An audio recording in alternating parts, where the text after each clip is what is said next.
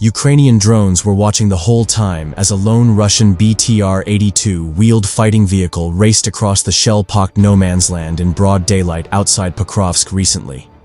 Firing its autocannon as it moved, the vehicle succeeded in reaching the ruins of a building. The 11 Russian infantry packed surely didn't know the drones were waiting directly overhead. They didn't know, as they piled out of the vehicle, they had seconds to live. The drones from the Ukrainian 5th Assault Brigade dropped bombs on the hapless infantry, killing all 11.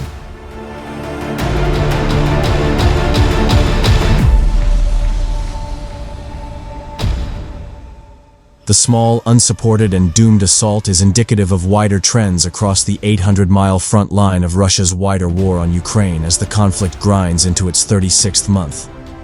Attacks might last a few minutes before most or all of the attackers are dead or wounded. Many Russian recruits die within days of deploying to the front line. A guy, 18 years old, had 20 minutes at the front, one Russian defector told media, including the Moscow Times and Radio Free Europe. A first-person view drone flew at him with a TNT block, that was it. They turn you to dust straight away. In the busiest sectors, there are 5 Ukrainian drones for every Russian soldier, the defector said.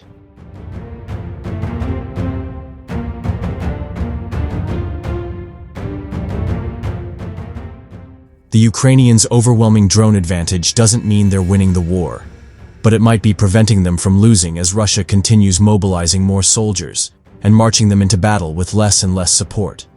The lucky Russians ride in the dwindling number of armored vehicles. The unlucky ones ride in compact cars or walk.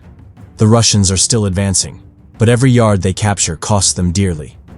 Russian war correspondent Roma Sapozhnikov expressed dismay recently when he learned that many recruits survive just a week after signing their contracts.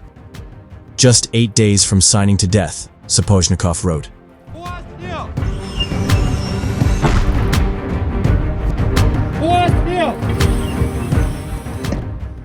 According to General Oleksandr Syrsky, the top Ukrainian commander, Russia suffered 434,000 casualties, including 150,000 dead in 2024.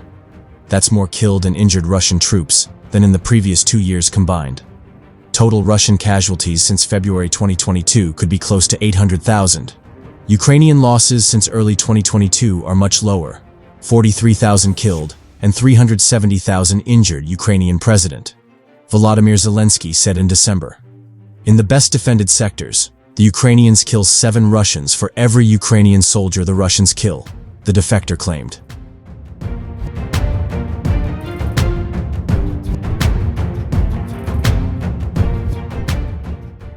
Russian assault groups are practically suicide bombers, according to the defector. On average, he said, just 1 out of 5 infantry survive an assault.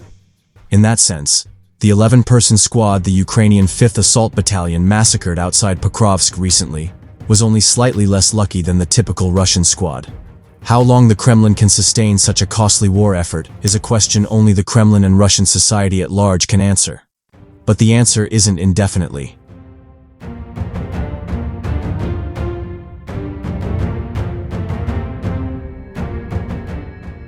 A dire shortage of infantry troops and supply routes coming under Russian drone attacks are conspiring against Ukrainian forces in Pokrovsk, where decisive battles in the nearly 3-year war are playing out and time is running short. Ukrainian troops are losing ground around the crucial supply hub, which lies at the confluence of multiple highways, leading to key cities in the eastern Donetsk region, as well as an important railway station.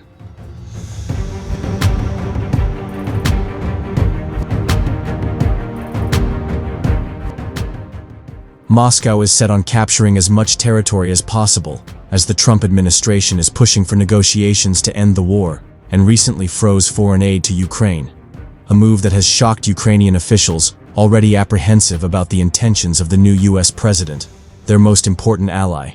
Military aid has not stopped, Ukrainian President Volodymyr Zelensky has said.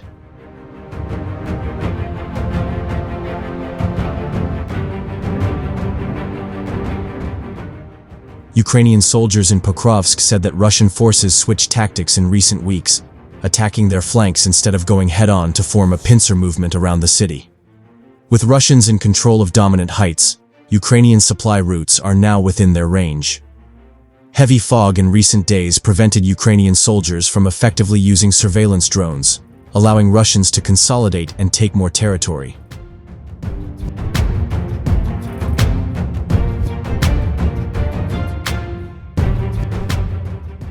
Meanwhile, Ukrainian commanders say they do not have enough reserves to sustain defense lines and that new infantry units are failing to execute operations. Many pin hopes on Mikhailo Drapety, a respected commander recently appointed by Ukrainian President Volodymyr Zelensky as ground forces chief, to shift the dynamic and counterattack.